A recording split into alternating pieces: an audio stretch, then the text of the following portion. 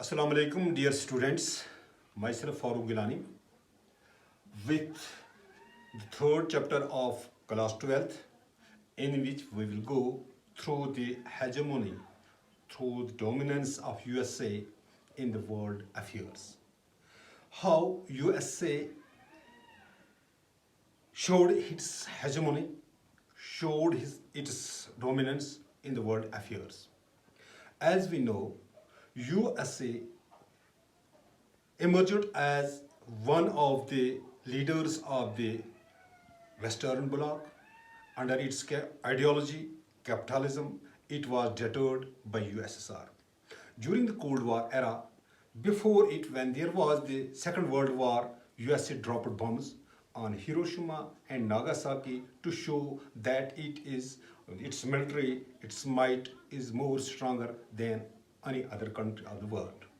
But after that, when there was the ideological difference between the two big powers, the USA and the USSR, USA maintained its bloc by capitalism and USSR maintained its bloc by the ideology of socialism.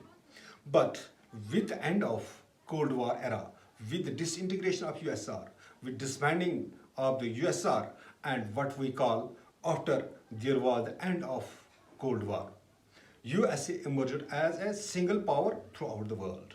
As such, USA tried to show its might in terms of its military, in terms of its culture, in terms of its hard power, in terms of its soft power. The term hegemony here refers to the monopolization. The term here refers to the leadership.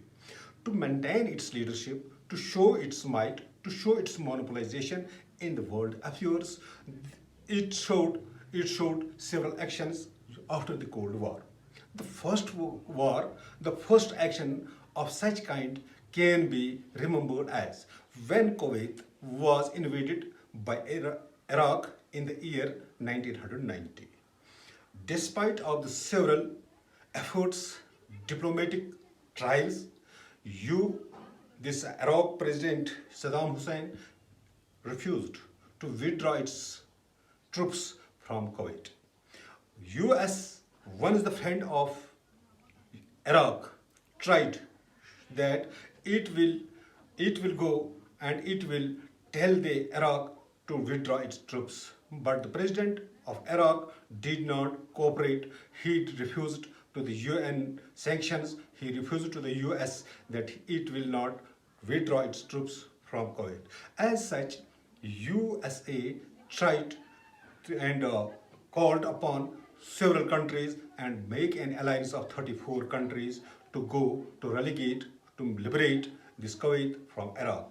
Although Saddam Hussein in his statements told that he will deter, that he is enough to deter these 34 countries. But it was a wrong statement, as the Saddam Hussein army shattered just like the piece of cards. Within a short span of time, this Kuwait was liberated and there emerged a war.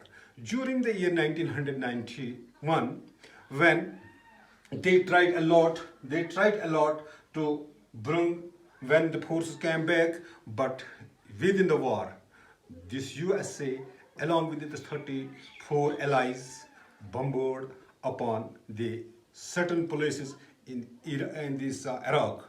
As such, 60,000 troops, which were from the 34 countries, it was a constituency of 75% of military was from USA, which regarded that USA alone maintained to accept its hegemony throughout the world, as Iraq was defeated in this war. In this war, the smart bombs were used.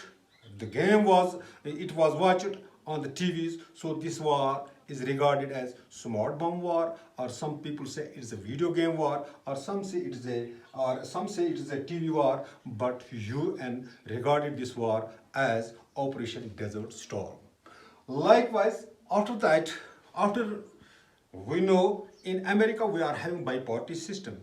During the biparty system, when elections were held in the year 1992, this George W. Bush, the President of America, who sent his troops to the Gulf region, he lost his elections and Bill Clinton won the elections. The Bill Clinton, although following the policies of his predecessor, but he laid he laid his focus on the soft issues too.